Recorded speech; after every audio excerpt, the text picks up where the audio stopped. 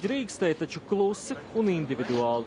Šoreiz atkal bija ieradies liels skaits Krievijas mēdīju, jo 16. marts ļauj iekustināt veco stāstu par fašisma atzimšanu. Vienīgais oficiāli atļautais pasākums bija dievkalpojums Domu baznīcā. Jā. Te varētu teikt Gunāra Astras vārdiem, kad es arī ceru, ka drīz šis murgs beigsies. Un mēs varēsim mierīgi nolikt ziedus pie pieminekļa tad, kad mēs uzskatīsim par pareizi to darīt.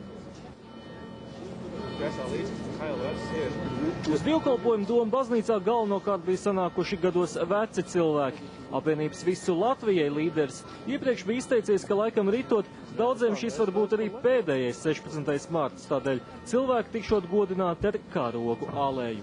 Zinām, cik ļoti nozīmīgi viņiem ir šī pat karoga alēja, cik ļoti nozīmīgi viņiem ir, ka viņus pie pieminekļa sagaida un pasaka paldies tieši jaunās paaudzes pārstāvi.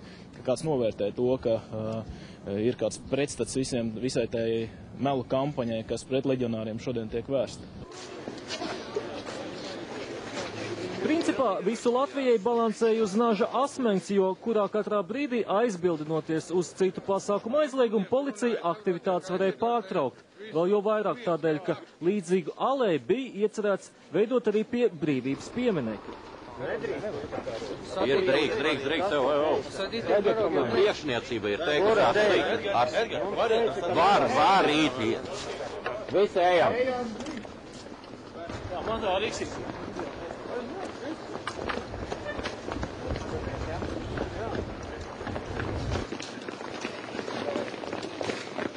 Gājiena nebija, bija skrējiens, kārtības sargi tam pretīm nestājās un pirms paša pieminekļa pat paguva novērst konfrontāciju ar protestētājiem. Pavisam šodien aizturēts 13 personas. Kādu pieminekli jau bija sasnieguši dievkalpojumu dalībnieki, ziedu nolikšana jau pagāja bez incidentiem.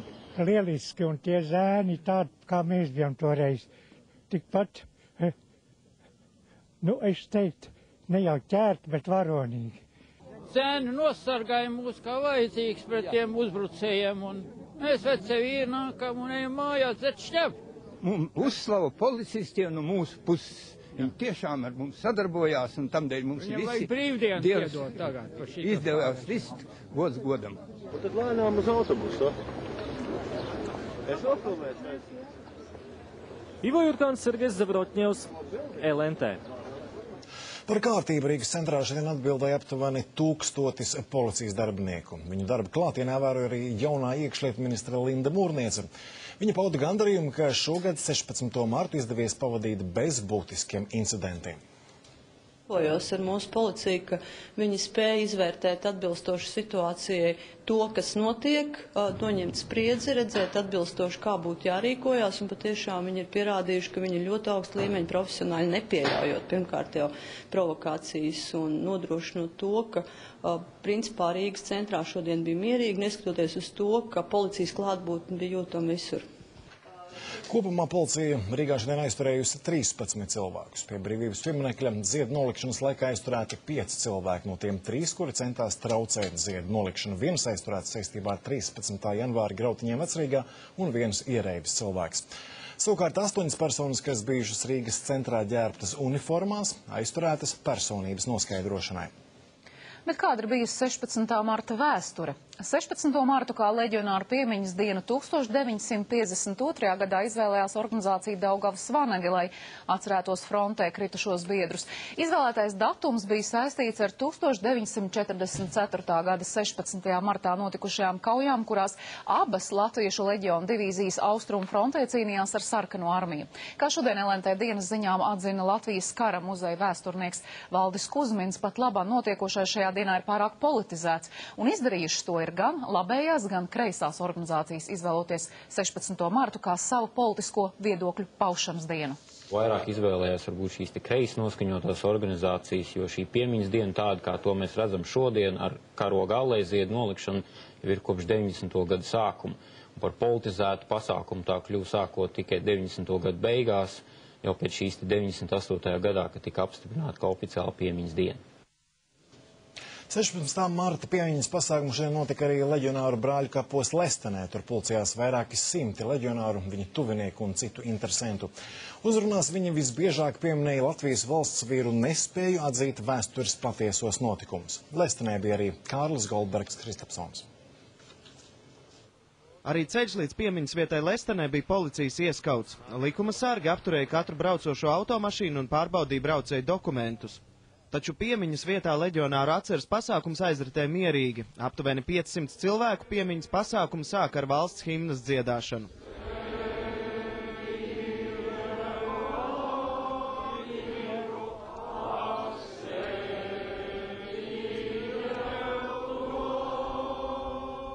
Atnākušie uzrunās cilvēkiem atgādināja par ikgadēju saspringto gaisotni ar 16. marta pasākumiem.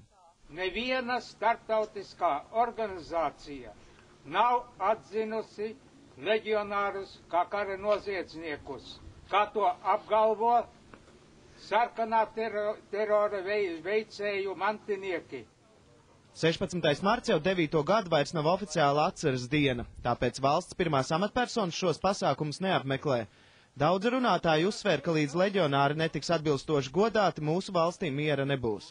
Vēl joprojām, tik daudz gadus pēc šī drausmīgā kara, mūsu tautai nav miera, jo ir tik daudz ienaidu mūsu zemē, ir tik daudz naidnieku mums apkārt, kuri joprojām grib redzēt mūs nevis kā lepns ar paceltu galvu, bet grib redzēt mūs tādas, kas ir nospiest uz ceļiem. Lestens brāļu kapos akmenī iecirsti 18 000 leģionāru vārdu, un šeit ir piemiņas vieta arī nezināmajiem kareiviem. Kārlis Goldbergs Kristapsons, Raits Valters, LN.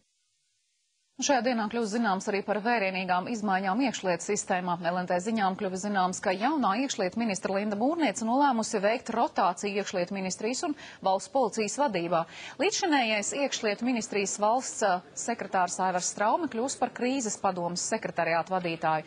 Viņa vietā stāsies līdzšinējais valsts policijas priekšnieks Aldis Lieljuksis. Savukārt Lieljukša valsts policijas priekšnieka amats piedāvāts galvenās kārtības policijas pārvaldes priekšniekam Valdim Vojnam, kurš piekritis ieņemt šo amatu. Visi ir piekrituši savām pārmaiņām un es saku, tur nav nekāda cita pamatojuma, kā tikai tas, ka es pieņēmu, ka atnākot no malas ir daudz vienkāršāk saskatīt problēmas gan pašā iekšlietu ministrijā, gan valsts policijā, līdz ar to arī Valdis Vojns, piemēram, kurš tā kā atrodas policijā, tomēr, tas skatījums viņam no malas būs mazliet citādāks un tās reformas viņam būs noteikti veikt vieglāk nekā Lieljukša kungam, savukārt Lieljukša kungs atnākot uz ministriju palīdzēs man optimizēt darbu ministrijā, kur tas, manuprāt, arī ir būtiski nepieciešams. Valsts prezidents ticies ar jaunievēlēto korupcijas novēršanas un apkarošanas biroja vadītāju Normundu Vilnīti. Abi pārunājuši galvenā korupcijas apkarotāja plānus. Savas darbības prioritātes Vilnītis nenorāda, bet saka, ka galvenais mērķis ir mazināt korupciju. Te ir jāstrādā tomēr sistēmiski, jāpiet pie šiem te jautājumiem, un tieši izdalīt kaut kādu vienu prioritāti kā tādu. Es atkal neņemos. Jāstrādā, viss kopā. Tur jau ir, redzat, birojas arī sastāv no šīm daudzām struktūru vienībām, un visām viņām ir šie te virzieni. Un kaut ko teikt, ka vienu jāizdala, nevajadzētu. Kopā ir, lai mazinātu šo te parādību.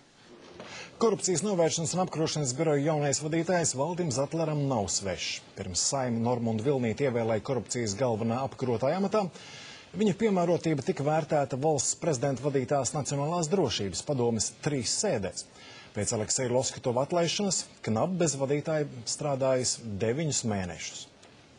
Dienvidu tilta būvniecības procesā valsts kontrole saskatījusi būtiskus pārkāpumus. Rīgas domas mēģinājums šo atzinumu pārsūdzēt nav glābis